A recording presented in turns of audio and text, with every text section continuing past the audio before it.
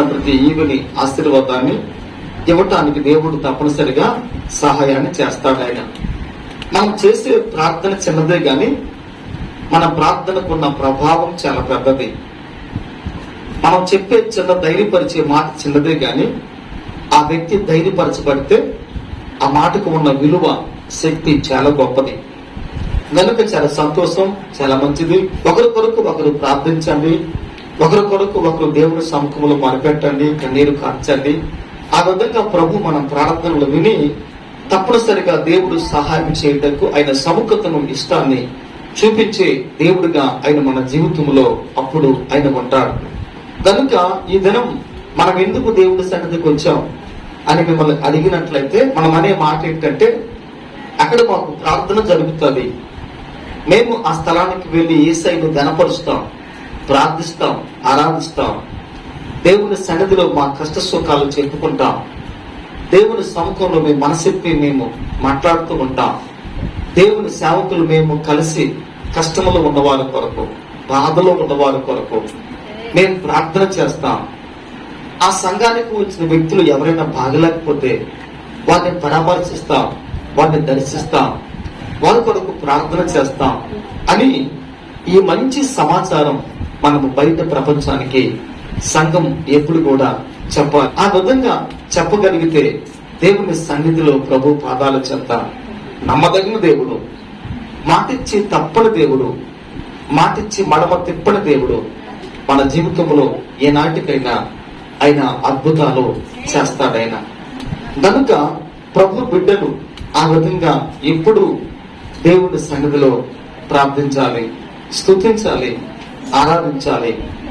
మనకు ఆ ఈ దినం మనకు బలారాధన కనుక ఈ దినము మనము బహుశా చాలా మంది రాత్రంతా ప్రార్థన చేసి ఉంటారు, ఏమండి కన్నీరు కార్చి ఉంటారు, ఉపవసించి ఉంటారు. కొంతమంది ప్రభు యొక్క శ్రమను జ్ఞాపకం చేసుకుని ఉంటారు. నాయన నేను ఆ బలలో పరిశుద్ధంగా పాలు పొందాలి ప్రభా, నన్ను కడగండి, నన్ను విరచండి, నన్ను మలచండి, నన్ను నలపండి అని చెప్పి చాలా మంది ఆ విధంగా దేవుని సన్నిధికి వచ్చిన వారు చాలా మంది ఉంటారు. కనుక దేవుని సన్నిధిలో ఆయన శరీరములో ఆయన రక్తములో పాలు పొందుకునడం చాలా అది మనకి ధన్యత. ఎందుకు ఆ విధంగా మనం చేయాలి అని అంటే, ఈ లోకములో సంఘములో ఉన్న విశ్వాసులు ఆ విధంగా పళ్ళలో పాలు పొందినట్లయితే వారు ప్రభు యొక్క రాజ్యంలో కూడా పాలు పొందుకునే భాగ్యాన్ని ఆ కృప కలిగిన ప్రభు మనకి ప్రసాదిస్తాడు, మనకి అనుగ్రహిస్తాడు అని దేవుని వాక్యం ఆ విధంగా సెలవిస్తూ ఉందన్నమాట. మీలో ఎంతమందికి సెల్స్ ఉన్నాయి, సెల్ ఫోన్లు ఉన్నాయి? మీ దగ్గర ఎంతమందికి సెల్ ఫోన్లు ఉన్నాయి? చాలా మందికి దరిదాపు ఏమండి జోబుల్లో డబ్బులు లేకపోయినా జోబులో మాత్రం సెల్ ఫోన్ మాత్రము తప్పనిసరిగా ఉంటారు. అప్పుడైనా తల్లిదండ్రులు బాధ పెట్టైనా ఉపవాసం ఉండైనా నాకు సెల్ కొను అని విసిగించి వ్యాపారిచే బిడ్డలు చాలా మంది ఉన్నారు. అయితే ఆ సెల్ ఫోన్ మీరు ఎప్పుడు కూడా మంచి కొరకు వాడండి, మంచిగా వాడండి, మంచి కార్యాల కొరకు, కార్యక్రమాల కొరకు వాడండి, చాలా మంచిది, అది మనకి దీవెన. అయితే ఆ సెల్ ఫోన్ లో ఇమానుయేల్ చర్చి కోస్ట అనబడే మన చర్చి ప్రోగ్రాం యూట్యూబ్ ఛానల్ మనకు ఉంది. దానిలో ఎన్నో సందేశాలు, ఎంతో మంచి మంచి వాక్యాలు, ఎన్నో విషయాలు మరి దానిలో పెట్టడం జరుగుతూ ఉంది. దాన్ని మీరు చూడండి, మీరు చూసి, మీరు లైక్ చేసి, మీరు షేర్ చేసి, మీరు సబ్స్క్రైబ్ చేయండి. మీరు విన్న తర్వాత మరొకరికి ఉపయోగకరం అనుకుంటే వారికి పంపండి. పంపడానికి డబ్బులు ఏమైనా అవుతాయా? చూడడానికి డబ్బులు ఏమైనా అవుతాయా? ఏమీ అవ్వవు. కానీ ఒక్క వేలుంటే చాలు, ఈ వేలుతో టక్కని ఏమని కొడితే షేర్ అయిపోతుంది, లైక్ అయిపోతుంది, సబ్స్క్రైబ్ కూడా అయిపోతారు. ఆ విధంగా చేయండి. పరిశుద్ధ గ్రంథం మన బైబిల్లో ఉన్న 66 పుస్తకాల్లో కూడా ఏమండి 66 పుస్తకాల్లో మూలవాక్యాలు ఉన్నాయి. ఆది కాండం గ్రంథానికి, నిర్గమ కాండం, లేవి కాండం, సంఖ్యాకాండం, ఈ విధంగా 66 పుస్తకాలకు కూడా ఒక మూలవాక్యం అంటూ బైబిల్కి కీవర్డ్ ఉంటుంది అనమాట. ఆ మూలవాక్యాన్ని ఏమండి మాట్లాడుతూ ఉంటున్నాను మరి ఆ యూట్యూబ్ లో. కాబట్టి మీరు చూడండి, ఆది కాండంలో ఇటువంటి మూలవాక్యం ఉంది, నిర్గమాకాండంలో ఇటువంటి మూలవాక్యం ఉంది. ఇప్పటికే 2 వాక్యాలు పెట్టడం జరిగింది. మీరు వినండి, చూడండి, సంతోషించండి, ప్రభు నామాన్ని మహింపరచండి. ఒక దినం రాబోతుంది, ఆ దినము వాక్యానికి కరువు రాబోతుంది, వాక్యానికి శ్రమ కలుగబోతుంది, సంఘానికి శ్రమ రాబోతుంది, సంఘానికి శ్రమకాలం రాబోతుంది. వాక్యం కొరకు ప్రజలు ఈ దిక్కు నుండి ఆ దిక్కునకు, ఆ దిక్కు నుండి ఈ దిక్కునకు పరిగెత్తే ఆ సమయాలు, సందర్భాలు లోకములో రాబోతూ ఉన్నాయి. వాక్యము లేని ఆ దినాలలో మనం బ్రతకాలి అని అంటే, జీవించాలి అని అంటే, మనం ఇప్పుడే వాక్యాన్ని రూతు వలె బోయజు పొలములో ఏ విధంగా రూతు పరిగని ఏరుకుంటూ ఉందో, ధాన్యాన్ని ఏరుకుంటూ ఉందో, ఈ రోజున సంఘము వారి ముందు ఉన్న ఆ అమూల్యమైన ఆ వాక్య భాగాలు, ఆ శ్రేష్టమైన ఆ వాక్యాన్ని మనము విని, మనం అనుసరించి, మనము ఏరుకొని, మనము తిని భుజించి, మనము ఆత్మ సంబంధులుగా బలవంతులుగా మార్చబడితే నిజంగా మన బ్రతుకులు అనేక మందికి జీవితానికి ఆశీర్వాదకరంగా, మేలుకరంగా మార్చబడతాయి. మీరు సబ్స్క్రైబ్ చేయకపోతే ఇప్పుడైనా మీరు చేయండి. సబ్స్క్రైబ్ చేస్తే మీ వద్దకు ఆ వాక్యం వస్తుంది, మీరు చూస్తారు, మీరు వింటారు, మీకు దీవెన. హల్లెలూయా, హల్లెలూయా, హల్లెలూయా. ఒక దినం ఒక ఆయన చనిపోయాడు. ఒక ఆయన చనిపోయి ఏమండి ఆయన సమాధి చేయబడుతూ ఉన్నాడంట, పాతి పెట్టబడుతూ ఉన్నాడంట. సమాధి చేయబడి పాతి పెట్టబడుతూ ఉన్నప్పుడు దేవుడి దగ్గరికి తన ఆత్మ వెళ్ళిందంట. ఆ వెళ్ళినప్పుడు దేవుడు ఆయనను అడుగుతూ ఉన్నాడు, నువ్వెందుకు నా రాజ్యానికి వచ్చావు, నేను ఎందుకు చేర్చుకోవాలి నా రాజ్యంలో అని ప్రభులు వారు అడిగినప్పుడు, ప్రభా నేను భూలోకంలో మీ బిడ్డగా జీవించాను, నేను సంఘానికి మానకుండా వెళ్ళేవాడిని, దశమభాగం ప్రతి ఆ నెల ఇస్తూ ఉండేవాడిని, ప్రతి కొడుకులో గృహకూటాల్లో, ప్రతి ఒక్క సదస్సుల్లో, సభల్లో, సమావేశాల్లో నేనే ముందు ఉండి వాక్యాన్ని వినేవాడిని ప్రభా, కనుక మీ రాజ్యానికి నేను వస్తాను, నన్ను తీసుకోండి అని అన్నప్పుడు, అప్పుడు దేవుడు అన్నాడంటే ఈ విధంగా, నువ్వు ప్రసంగాలు విన్నావు కానీ, నువ్వు ప్రభు సన్నిధికి వెళ్ళావు కానీ, నీవు అనేకమైన సభల్లో, సదస్సుల్లో, అనేకమైన కార్యక్రమాల్లో పాలుపంపులు పొందుకున్నావు కానీ నువ్వు నీ బ్రతుకును మార్చుకోలేదయ్యా, నువ్వు నీ పాపాన్ని విడిచిపెట్టలేదయ్యా. ఇప్పుడు నీకు నాకు నీ పాపం అడ్డుగా ఉంది కనుక నీవు నా రాజ్యానికి రావడానికి యోగ్యత నీకు లేదయ్యా అని చెప్పి దేవుడు తిరిగి వెనుకకు పంపించేశాడు. వెనుకకు ప్రభువు వారు ఆ వ్యక్తిని పంపించేశాడు. ఇది ఒక వ్యక్తి నిద్రపోతూ ఉన్నప్పుడు కలలో జరిగిన సంఘటన, కలలో ఆ వ్యక్తి నిద్ర మేలుకొని త్వరగా లేచి ఆ వ్యక్తి ఏమని తొందరపడుతూ చుట్టూ చూస్తున్నాడు. ఏమీ లేదు, తన ప్రక్కన భార్య లేదు, తన పక్కన బిడ్డలు కూడా లేరు, ఒంటరిగా ఉన్నాడు, ఒళ్ళంతా చెమటలు పట్టిస్తూ ఉన్నాయి. అప్పుడు ఆ వ్యక్తి ఒక ప్రశ్న వేసుకుంటూ ఉన్నాడు, ఈ రోజు నేను చనిపోతే నేను పరలోకానికి వెళ్ళగలనా?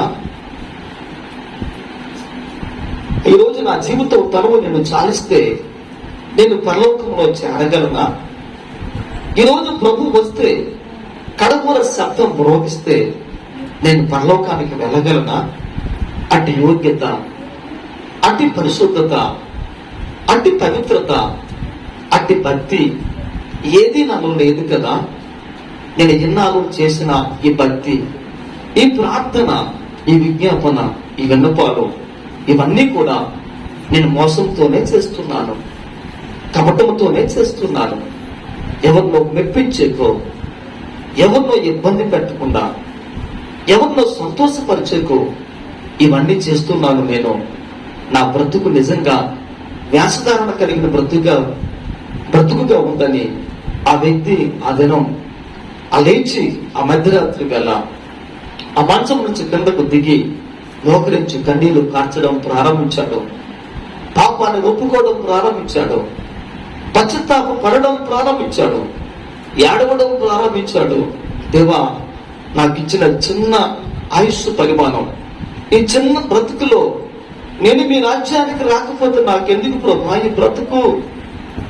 నేను మీ పరలోకంలో చేరకపోతే నాకెందుకు ప్రభా ఈ స్థితి, ఇవన్నీ అని చెప్పి ఏడ్చి ఏడ్చి ఆ బిడ్డ ఆ రాత్రి ప్రతి పాపాన్ని ఒప్పుకొని విడిచిపెట్టి కనికరించి మళ్ళీ కన్నీరు కార్చి దేవుని పాదాలు పట్టుకున్నాడు.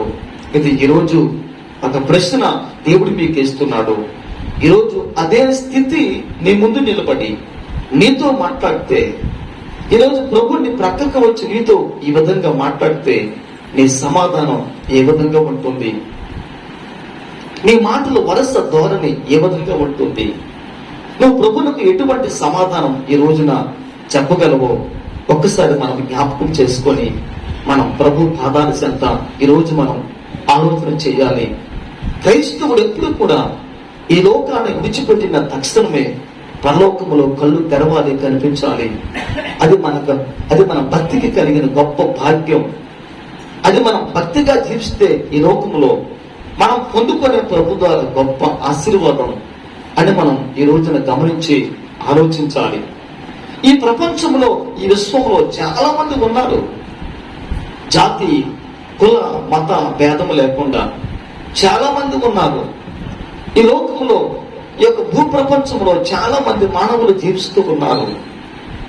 వారందరి యొక్క ప్రశ్న ఏంటంటే, నేను ఈ లోకంలో జీవిస్తున్నాను, ఏదో ఒక రోజు నాకు చావు ఉంది, నాకు మరణం ఉంది, నేను చనిపోయిన తర్వాత నేను ఎక్కడికి వెళతానో అనే ప్రశ్న ఎప్పటికీ మనుషుని యొక్క అంతరంగాన్ని శోధిస్తూ ఉంది, పరిశోధిస్తూ ఉంది, పరిశీలన చేస్తూ ఉంది.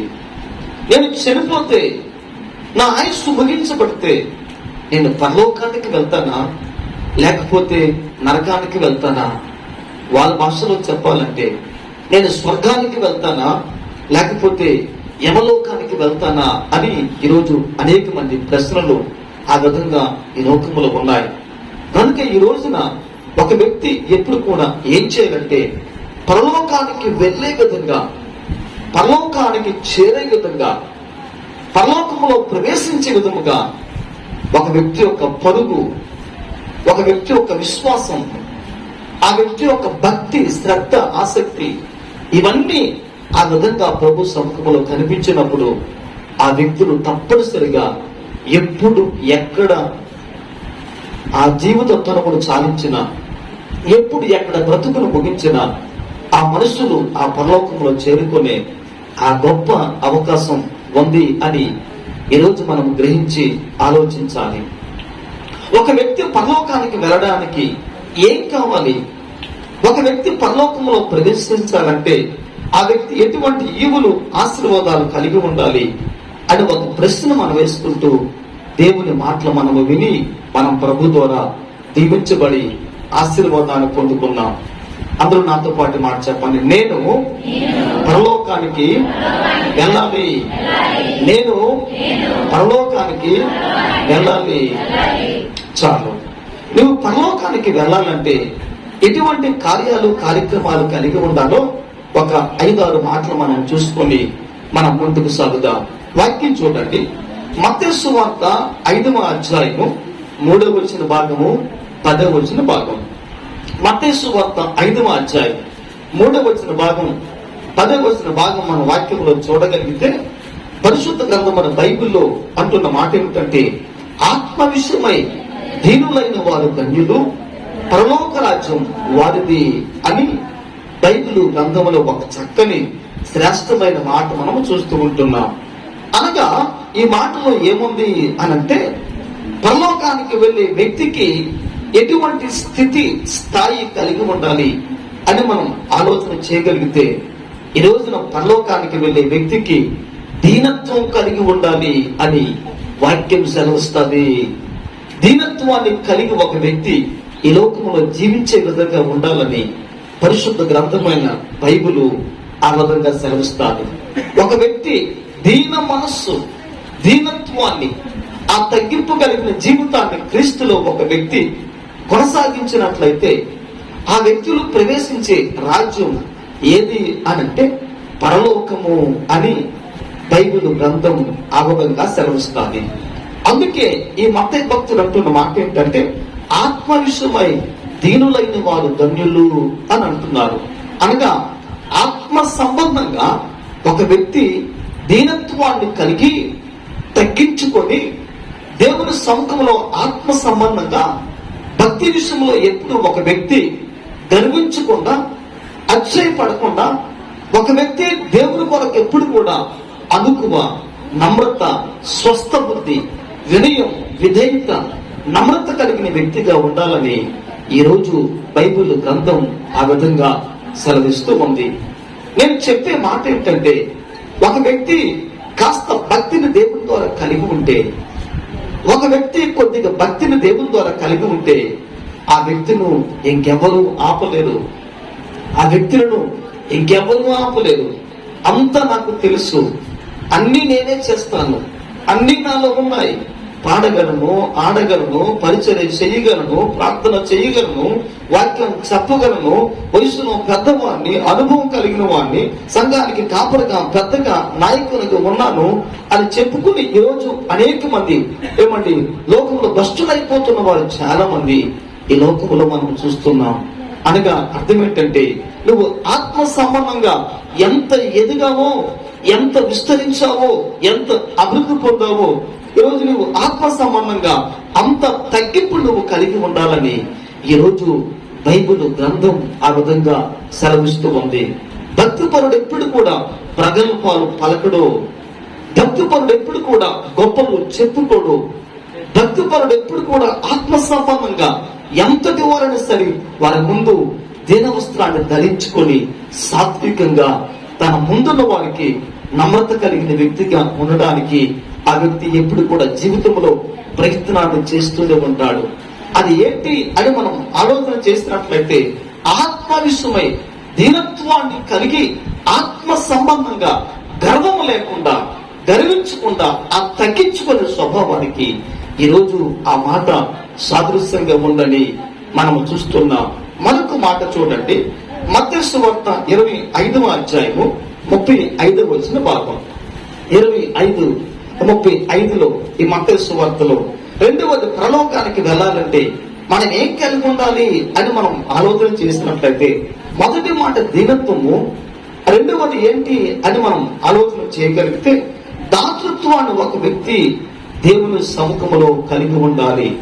దాతృత్వం కలిగిన కార్యాలు, దాతృత్వం కలిగిన ఆ మంచి ఉదార స్వభావం, అనగా మన భాషలో చెప్పాలంటే దాన ధర్మాలు, మంచి కార్యాలు, సత్కార్యాలు, సద్గుణాలు ఒక వ్యక్తి దేవుని సముఖములో ఈరోజు కలిగి ఉండాలి అని బైబిల్ గ్రంథం ఆ విధంగా సెలవిస్తూ ఉంది.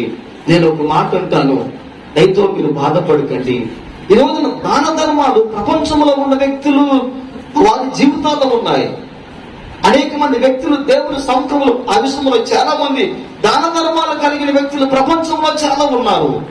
నేను బాధపడే విషయం ఏంటంటే ఈ రోజున క్రైస్తవ జీవితంలో ఇటువంటి స్వభావాలు తక్కువైపోయాయి, ఇటువంటి దాన ధర్మాలు తక్కువైపోయాయి, ఇటువంటి మంచి గుణాలు ఈ రోజున క్రైస్తవ లోకంలో లోపంగా కనిపిస్తూ ఉన్నాయి.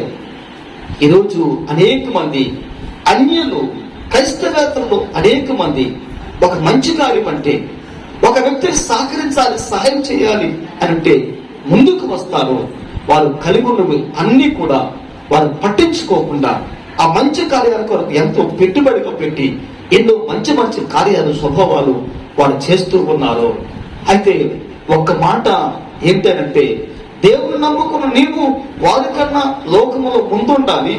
నీవు మాత్రమే ఈ కార్యాలు ధైర్యంగా, బలంగా, పటిష్టంగా చేయాలి. ఈరోజు మనము చేయలేకపోతున్నాం. అందుకని ప్రభు వారిని చూసి అంటున్న మాట ఏమిటంటే, కుడివైపు ఉన్న ఆ మందను చూసి అంటున్న మాట ఏమిటంటే, మీరు నా చేత మీరు దీవించబడ్డారు, నా తండ్రి మిమ్మల్ని దీవించాడు, ఆశీర్వదించాడు కనుక మీ కొరకు ఏర్పాటు చేయబడిన ఆ రాజ్యంలో ప్రవేశించండి అని ఆ కుడివైపు ఉన్న ఆ గొర్రెల గుంపుతో దేవుడు మాట్లాడుతున్న మాట మనం బైబిల్లో చూస్తున్నాం. ఆ కింద వచ్చిన భాగంలో ఉన్న మాట ఏంటంటే, నేను ఆకలి కొన్నాను, మీరు నాకు ఆకలి తీర్చారు, నేను వస్త్రహీనుడిగా ఉన్నాను, నాకు మీరు వస్త్రాలు ఇచ్చారు అని చెప్పి ఎన్నో విషయాలలో వాడు చేసిన ఆ ఉపకారాన్ని, ఆ మంచి కార్యాలు అన్ని కూడా భక్తుడు మాట్లాడుకుంటూ ఆ విధంగా వస్తున్నాడనమాట. అనగా అర్థం ఏంటంటే, యేసయ్యకు ఒక వ్యక్తి ఈ ప్రపంచంలో ఎవరికైనా దాన ధర్మాలు చేసినట్లయితే, మంచి కార్యాలు చేసినట్లయితే, మంచి గుణాలు చూపినట్లయితే, ఒక వ్యక్తికి ఉపకారిగా సహకారిగా ఉండి దాతృత్వాన్ని కలిగి జీవించినట్లయితే, అప్పుడు ప్రభు అనే మాట ఏమిటంటే, ఈ నా సహోదరులలో ఒకరికి మీరు చేస్తారు కనుక అది నాకు చేసినట్లే, నేను ఆ కార్యాన్ని ఆస్వాదిస్తున్నాను, నేను ఆ కార్యాన్ని అందుకున్నాను అని దేవుడు మర్మంగా ఆ మాట్లాడుతున్నాడు. అనగా పరలోకానికి వెళ్ళే వ్యక్తి రెండవది ఏం కలిగి ఉండాలంటే, దేవుని సముఖంలో దాతృత్వాన్ని కలిగి ఉండాలి, ఇచ్చే స్వభావాన్ని కలిగి ఉండాలి, ఇవ్వగలిగిన ఆ మంచి మనస్సు మనం కలిగి ఉండాలి. లోకం పాపముతో శాపముతో నింపబడి లోకం పాప పంకిలమై ఉన్నప్పుడు దేవుడు తన కుమారుడు ఇవ్వడానికి ఆయన వెనుదరగలేదు. ఆయన చేసిన పని ఏమిటంటే, ఈ మానవ లోకాల కొరకు తాను ప్రేమించిన ఒకే ఒక్క ఏకైక కుమారుణ్ణి ఈ లోకానికి బలిగా, అర్పణగా, యజ్ఞంగా, యాగముగా, శిలువ యాగం పొందడానికి, శిలువలో ప్రాణం పెట్టడానికి, నలుగగొట్టబడడానికి, మనందరి కొరకు మరణించడానికి తండ్రి తన కుమారుణ్ణి ఈ లోకానికి దాతృత్వంగా దానంగా ఇచ్చేశాడైన అంత గొప్ప దేవుడైన. మూడవది మన వాక్యంలో చూడగలిగితే లూకాసు వార్త 9వ అధ్యాయము 62వ వచన భాగం. లూకా 9:62లో వాక్యం అంటున్న మాట ఏమిటంటే, ఒక వ్యక్తి పరలోకానికి వెళ్ళాలంటే మూడవ సద్గుణం, మంచి కార్యం ఏంటి అని మనం ఆలోచన చేసినట్లయితే దృఢమైన మనస్సు గలవారి ఉండాలి అని వాక్యం సెలవిస్తూ ఉంది. నాగటి మీద చెయ్యి పెట్టువాడు, వెనుకతట్టు చూచేవాడు దేవుని రాజ్యములకు పాత్రుడు కాడు అనే మాట మనం చూస్తున్నాం. లూకా 9:62లో బైబిల్ అంటున్న మాట ఏమిటంటే, నాగటి మీద చెయ్యి పెట్టి వెనుకతట్టు చూసేవాడు నా రాజ్యానికి పాత్రుడు కాదు అని ప్రభువు వారు ఆ విధంగా స్పష్టంగా సెలవిస్తూ ఉన్నారు. ఈ లోకంలో అనేక మంది కొంతకాలం క్రీస్తుని వెంబడిస్తున్నారు, మానివేస్తూ ఉన్నారు. కొంతమంది ప్రభువుని నమ్ముకుంటూ ఉంటున్నారు, కొంతకాలం దేవునితో కొనసాగుతూ ఉంటున్నారు, తర్వాత వారి జీవితంలో ఆగిపోయిన వ్యక్తులుగా ఉంటున్నారు. వీరు అంతిమ దశలో, చివరి దశలో పరలోకానికి వెళ్ళగలుగుతారా అని మనం ఆలోచన చేసినట్లయితే సందేహం లేదు, వారు పరలోకానికి వెళ్ళే ప్రసక్తే లేదు. అయ్యా, మేము కొంతకాలం ప్రభువుని నమ్ముకున్నాం. దేవుడు అడిగే మాట ఏంటంటే, అంతవరకు నమ్ముకున్నావా? నన్ను అంతవరకు వెంబడించావా? నా జీవితంలో కష్టమైన, నష్టమైన, శ్రమైన, బాధ అయిన, ఇబ్బంది అయిన అంతవరకు నాతో ప్రయాణం చేసావా, చేయగలిగావా అని ప్రభు అడిగే ప్రశ్న ఈరోజు మన కళ్ళ ముందు ప్రభులు వారు ఆ విధంగా పెట్టి మనతో దేవాది దేవుడు మాట్లాడుచున్న ఆ మాట మనం బైబిల్లో చూస్తున్నాం. అందుకని ఒక వ్యక్తికి దృఢమైన మనస్సు జీవితంలో ఎప్పుడు కూడా బలంగా ఉండాలి. ఒక వ్యక్తికి దృఢమైన విశ్వాసం, సంకల్పం ఎప్పుడు కూడా ఆ వ్యక్తి దేవుని సముఖంలో కలిగి ఉండాలి. నువ్వు క్రీస్తుని నమ్ముకున్న తరువాత చావైనా బ్రతుకైనా దేవునితోనే, మరణమైన జీవమైన దేవునితోనే, కీడైన మేలైన దేవునితోనే, లాభమైన నష్టమైన దేవునితోనే. ఒక్కసారి నేను యెహోవాకు మాట ఇచ్చాను కనుక ఆ మాట తిరగను, మడమ తెప్పను అని ఒక వ్యక్తి దేవుని కొరకు ప్రమాణం చేస్తున్న ఆ ప్రమాణం కొరకు ఒక వ్యక్తి ముందుకు ఆత్మ సంబంధంగా ఎన్ని అభ్యంతరాలు, అడ్డులు, ఆటంకాలు వచ్చినా సరే ఆత్మ సంబంధంగా సాగిపోవాలి, పరలోకంలో ప్రవేశించాలి. ఈ జీవితం ఈరోజు మనుషుల్లో దేవుడు చూడగలగాలి. ఈ రోజున ఒక వ్యక్తి ఈ జీవితాన్ని దేవుని ద్వారా ఆత్మ సంబంధంగా పొందుకోవాలి. వాక్యం అంటున్న మాట ఏమిటంటే, పొలంలో ఒక విత్తనం విత్తబడింది. ఆ విత్తనానికి ఏమండి ముళ్ళ పొదలు, గచ్చ పొదలు అడ్డుగా వచ్చాయి. విత్తనం మొలకెత్తలేదు, ఎదగలేదు, పెరగలేదు, అభివృద్ధి పొందలేదు. అది అణిచివేయబడుతూ ఉంది. ఇవన్నీ ఏంటంటే అయ్యకి విచారాలు, లోకంలో చింతలు, బాధలు, శ్రమలు, ఇవన్నీ కూడా మనుషుల జీవితంలో అడ్డుగా వచ్చి మనుషుల జీవితంలో వాక్యము నాటబడకుండా, మనుషుల జీవితంలో వాక్యము ఫలించకుండా, మనుషుల జీవితంలో వాక్యం ఏమని అభివృద్ధి పొందకుండా, ఇవన్నీ అభ్యంతరకరంగా అడ్డుగా వచ్చి వచ్చి ఒక మనుషులు పరలోకానికి వెళ్లకుండా చేయడానికి ఇవన్నీ కూడా లోకములో మన కళ్ళ ముందు కనిపిస్తూ ఉన్నాయి. లోకములో మన కళ్ళ ముందు కనిపిస్తూ ఉన్నాయి. మన కళ్ళ ముందు లోకములో ఇవన్నీ మనకి ఉన్నాయి. మన కళ్ళ ముందు ఇవన్నీ కనిపిస్తూ మన జీవితంలో అభ్యంతరంగా అడ్డుబండలుగా వస్తున్నాయి. అనేక మంది క్రీస్తుని వెంబడించి ఆగిపోయిన వ్యక్తులు ప్రపంచ చరిత్రలో చాలా మంది ఉన్నారు. ఈరోజు నీవు ఆ వ్యక్తి వలె ఉండకూడదు. ఈరోజు నీ జీవితం దేవుని సముఖంలో ఆ వ్యక్తి వలె ఉండకూడదు. వాక్యం అంటున్న మాట ఏమిటంటే, లాజరు ఉన్నాడు, అదే సమయంలో దరిద్రుడు కూడా ఉన్నాడు. దరిద్రుని యొక్క జీవితంలో ఆరోగ్యం లేదు, ఆర్థికం లేదు, నెమ్మది లేదు, సమాధానం లేదు, ప్రశాంతత లేదు, విశ్రాంతి లేదు. అయినను ధర్మశాస్త్రాన్ని నమ్మి ఆ వ్యక్తి దేవుని కొరకు లాజరు ఎన్ని శ్రమలు పడుతున్నా సరే మరణం వరకు దేవుడు కావాలి, దేవునితో బ్రతకాలి, దేవునితో జీవించండి ఆ ఉద్దేశంతో అంతం వరకు లక్ష్యాన్ని చేరుకున్నంత వరకు కూడా లాజరు తన జీవితంలో దేవుని కొరకు జీవించాడు. అది క్రైస్తత్వం, అది క్రీస్తుని నమ్మి వెంబడించడం, అది క్రీస్తులో జీవితాన్ని క్రీస్తు కొరకు కొనసాగించడం, అది నీ భక్తికి పరిపక్వత, అది నీ జీవితానికి ఆశీర్వాదం. ఈరోజు ఇటువంటి వ్యక్తులను దేవుడు కనుగొనాలంటే ఈరోజు ప్రపంచంలో ఆ వ్యక్తులు కనుగొనటం పట్టడం లేదు. వారు దేవునికి మరుగైపోతూ ఉన్నారు.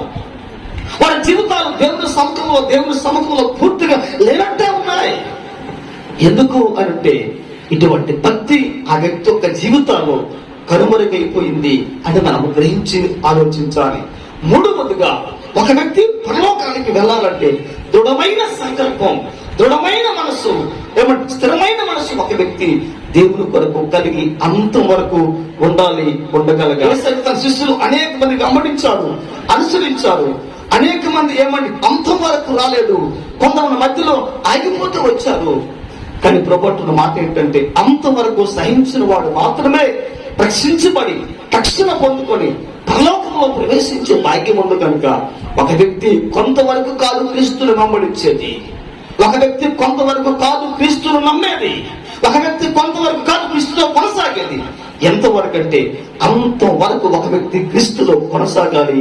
అది నిజమైన భక్తి అని వాక్యం సెలవిస్తారు. 4వ చూడండి పిల్లరా, 4వ మాట చూడండి. యోహాను సువార్త 3వ అధ్యాయం 3వ వచన భాగం మనం చూడగలిగితే, యోహాను 3:3లో మూడవదిగా పరలోకంలో ప్రవేశించే వ్యక్తి మూడవదిగా ఏం కలిగిందండి ఆయన వాక్యం అంతా మాట్లాడుతుందంటే, 4వదిగా పరలోకానికి వెళ్ళే వ్యక్తి 4వదిగా వాక్యం అంటున్న మాట ఏమిటంటే, నూతన జన్మ కూడా కలిగి ఉండాలని వాక్యం అంతా సెలవిస్తూ ఉంది. హల్లెలూయా. అక్కడ వాక్యం అంటున్న మాట ఏమిటంటే, ఒకడు కొత్తగా జన్మించితేనే గాని అతడు దేవుని రాజ్యమును చూడలేడు అని అంటున్నాడు. యోహాను సువార్త 3వ అధ్యాయము 3వ వచన భాగం. యోహాను సువార్త 3వ అధ్యాయము 3వ వచన భాగంలో వాక్యం అంటున్న మాట ఏమిటంటే, ఒక వ్యక్తి నూతనంగా జన్మిస్తేనే తప్ప ఆ వ్యక్తి దేవుని యొక్క రాజ్యములో ప్రవేశించడు, దేవుని యొక్క రాజ్యములో ప్రవేశించలేడు, దేవుని యొక్క రాజ్యములో కనబడే ప్రసక్తే లేదు అని ఈరోజు దేవుని వాక్యం ఆ విధంగా సెలవిస్తుంది. ఆ 2వ వచన భాగంలో ఏముందంటే, ఒక వ్యక్తి నీటి మూలముగా ఆత్మ మూలముగా జన్మించాలి అని అంటున్నాడు. అనగా ఒక వ్యక్తి పరలోకంలో ప్రవేశించాలి అని అంటే ఆ వ్యక్తి నీటి మూలముగా జన్మించాలి, రెండవది ఆత్మ మూలముగా జన్మించాలి. అనగా పరలోకానికి వెళ్ళగలిగిన వ్యక్తికి ఏం కావాలంటే బాప్తిస్మం అవసరం, రెండవది పరిశుద్ధాత్మతో నింపబడి అభిషేకించబడి అనుభవం అవసరం. ఈరోజు బాప్తిస్మం తీసుకుంటాం కానీ పరిశుద్ధాత్మ యొక్క ప్రభావం మన జీవితంలో ఈ రోజు కూడా లేకుండా అయిపోతుంది. ఎప్పుడైనా ఆత్మతో నింపబడ్డావా? ఆత్మతో అభిషేకించబడ్డావా? ఎప్పుడైనా ఆత్మతో నింపబడి నీ మనసు తేలికగా మార్చబడిందా? ఎప్పుడైనా ఆత్మతో నింపబడి భాషలు మాట్లాడావనంటే అది కూడా మన జీవితంలో లేదు.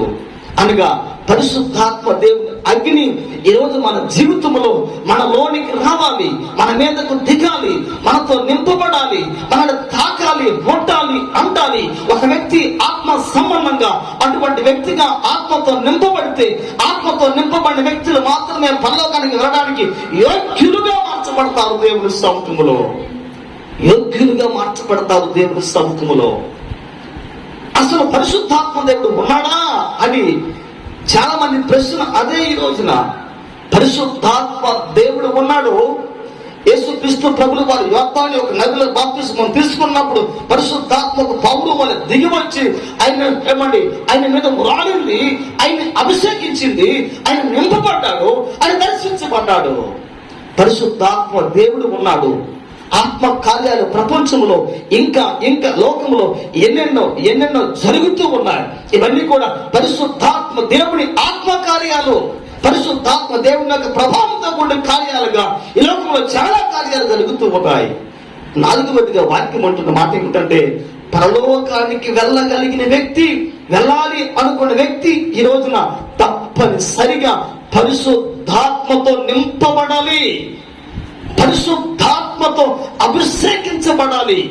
పరిశుద్ధాత్మ నీ మీద అపోస్తలుల కార్యములు 2:1-2 ప్రకారంగా పరిశుద్ధాత్మ దేవుని అగ్ని వలె నీ మీదకు రావాలి. ఈరోజు ఈ అనుభవం చాలా మంది దేవుని సముఖంలో పొందటం లేదు. ఒక వ్యక్తి పరలోకానికి వెళ్ళాలంటే ఆత్మతో నింపబడాలి. ఆత్మతో నింపబడిన వ్యక్తి ఆత్మానుసారిగా మార్చబడతాడు. ఆత్మతో నింపబడిన వ్యక్తి ఆత్మీయంగా మార్చబడతాడు. ఆత్మతో నింపబడిన వ్యక్తి శరీర కార్యాలు అన్ని కూడా జయించే శక్తిని దేవుని ద్వారా పొందుకుంటాడు. ఈరోజు ఆత్మశక్తితో నువ్వు నింపబడకపోతే, నువ్వు ఈ లోకంలో ఎంత ప్రార్థన చేస్తున్నా, ఎంత వాక్యము తెలుసు ఉన్నా, ఎంత అనుభవం కలిగి ఉన్నా, నువ్వు ఈ లోకములో మాటికి కూడా లోకములో పడి చెడి పతనమైపోతూ, లోక ఆశల్లో కూరుకుపోతూ నిమగ్నమైపోతూ ఉంటావు. అందుకని వాక్యం అంటున్న మాట ఏమిటంటే, ఆత్మ కలిగిన వ్యక్తి అన్ని గ్రహిస్తూ ఉంటాడు.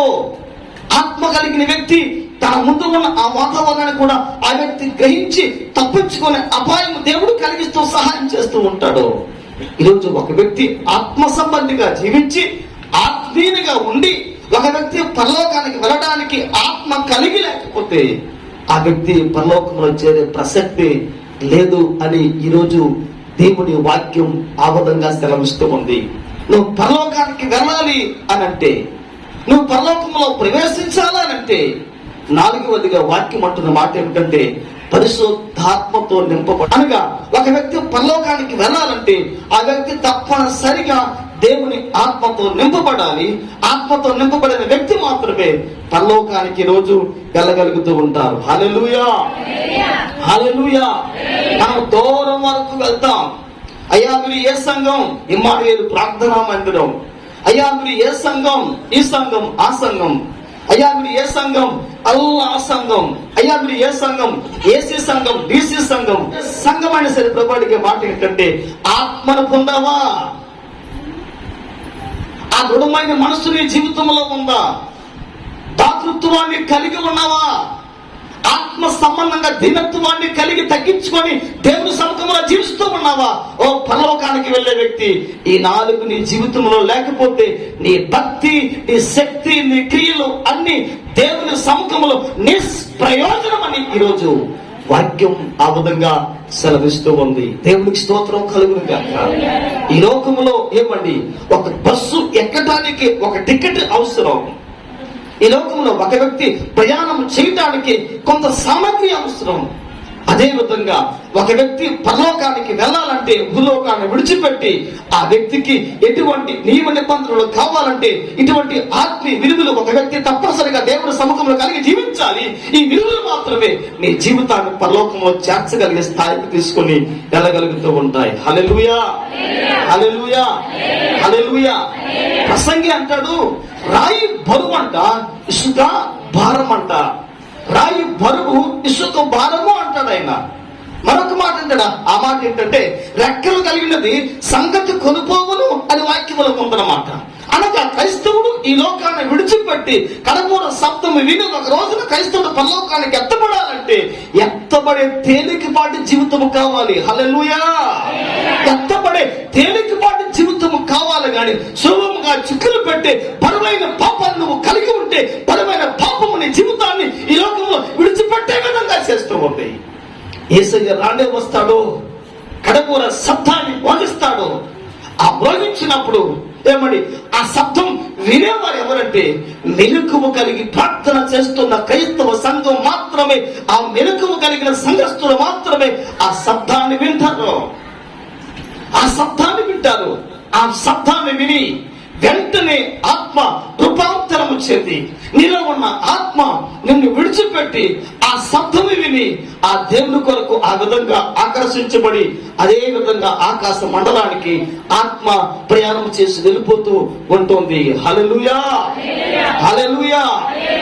ఆయన ఈ లోకానికి వచ్చి కడపూర శబ్దం ఆయన మ్రోగిస్తూ ఉన్నప్పుడు పరలోకానికి వెళ్ళే నీ జీవితంలో ఏదైనా పాపపు సంబంధమైన జీవితము గాని, లోకానుసారమైన జీవితము గాని, పాపాన్ని కలిగి ఉన్న జీవితం నీ జీవితంలో ఉంటే నువ్వు బరువైపోతావు గనుక, నిన్ను ఏమని లోకం లాగివేస్తుందో గనుక, నువ్వు ఆకర్షించబడలేవు గనుక, నువ్వు ఎత్తబడలేవు గనుక, దానిలో తేలలేవు గనుక నువ్వు పరలోకానికి వెళ్ళి ఆ యోగ్యతను నువ్వు దేవుని ద్వారా కోల్పోయే అవకాశం ఉంది. దేవుని స్తోత్రం కలుగును గాక.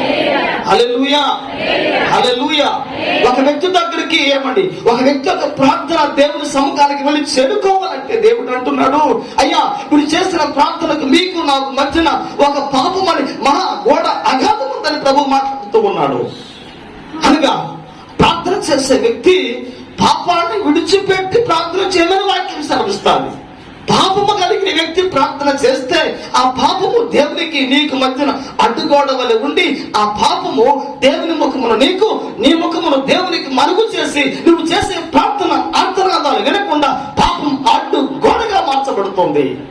ఒక ప్రార్థనకే పాపం అడ్డుగోడగా వచ్చినప్పుడు ఒక వ్యక్తి పరలోకానికి వెళ్ళాలంటే ఈ పాపము అడ్డుగా రాదా? ఈ పాపం అడ్డుగా రాదా? ఈ లోకానుసారమైన జీవితం అడ్డుగా రాదా? లోకపు కార్యాలు కార్యక్రమాలు నీ జీవితం ఎత్తబడకుండా నిన్ను అడ్డగించలేమంటే అడ్డగిస్తాయి తప్పనిసరిగా. అందుకని క్రైస్తవుడు ఎప్పుడు కూడా ఆత్మీయ నేత్రాన్ని తెలిసి మెలకువ కలిగి ఆత్మ సంబంధిగా ఆత్మానుసారంగా ఎప్పుడు కూడా ఈ లోకంలో దేవుని కొరకు కనిపెట్టుకుంటూ దేవుని కొరకు ఆత్మ సంబంధంగా జీవించాలి. లోకముతో సంబంధం లేనట్టుగా జీవించాలి, పాపముతో సంబంధం లేనట్టుగా జీవించాలి, దేవుని కొరకు ఆత్మీయ ఆశలు కలిగి జీవించాలి. అటువంటి వారు మాత్రమే ఆ దినమున పరలోకానికి ఎత్తబడగలరు. హల్లెలూయా, హల్లెలూయా. ఒకటి దీనత్వం, రెండవది దాతృత్వం, మూడవది దృఢమైన మనసు, నాలుగవది పరిశుద్ధాత్మను పొందే నూతన అనుభవాన్ని కలిగి దేవుని ద్వారా కలిగి ఉండాలి. ఈ 4 కలిగి ఉంటే నువ్వు పరలోకానికి వెళ్ళడం అది తథ్యం. ఆ విషయంలో దేవుడు సహాయం చేస్తాడు.